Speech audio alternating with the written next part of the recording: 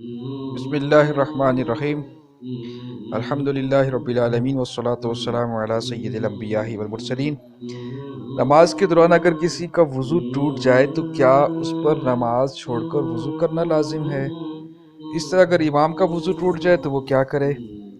نماز چھوڑ کر وضو کرنا پڑے گا یا کہ وہ نماز کو پورا کرے اور پھر وضو کرے یا پھر سے وضو کر کے نماز پڑھے؟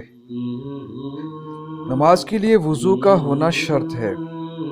جب وضو ٹوٹ جائے تو نمازی کو نماز چھوڑ کر چلے جانا چاہیے، نئے سرے سے وضو کر کے نماز ادا کرنی چاہیے، اور اگر وہ امام ہے تو ایسا کر لے کہ پیچھے سے کسی نمازی کو اپنی جگہ کھڑا کر کے وضو کے لیے چلا جائے اور وضو کر کے نماز ادا کرے۔